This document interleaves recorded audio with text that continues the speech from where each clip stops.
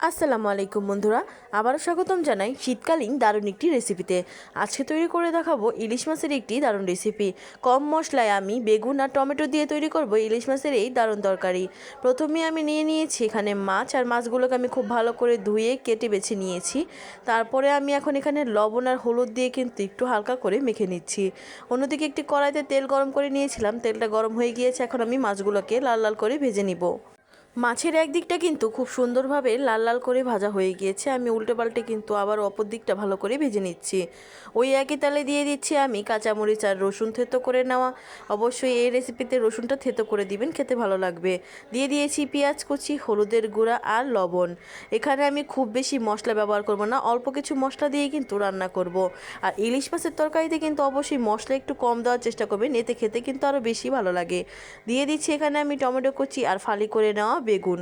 আমি আজকে শুধুমাত্র এই দুটি সবজির সাহায্যে রান্না করব এই রেসিপিটি। আপনারা চাইলে অন্যান্য যে কোনো সবজিও ব্যবহার করে রান্না করতে পারেন। একটু হালকা নেড়েচেড়ে কষিয়ে নিয়ে কিন্তু আমি ঝোলের জন্য পানি দিয়ে ঢাকনা দিয়ে ঢেকে রান্না করে নেব 10 মিনিটের জন্য।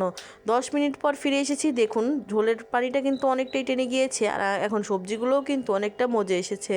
আমি এই পর্যায়ে মাছগুলো দিয়ে উপর থেকে ধনিয়া পাতা কুচি দিয়ে ভালো করে ছড়িয়ে কিন্তু আবারও ঢাকনা দিয়ে রান্না করে নেব 10 মিনিটের জন্য। ফিরে এসেছি 10 মিনিট পর। আমার তৈরি হয়ে গিয়েছে টমেটো আর বেগুন দিয়ে দারুণ মজাদার একটি ইলিশ মাছের রেসিপি। কম মশলায় অল্প উপকরণ দিয়েই কিন্তু আপনারা বানিয়ে নিতে পারেন এই মজাদার রেসিপিটি কেমন লেগেছে কমেন্ট করে জানাবেন। ভালো লাগলে লাইক শেয়ার করবেন। ধন্যবাদ।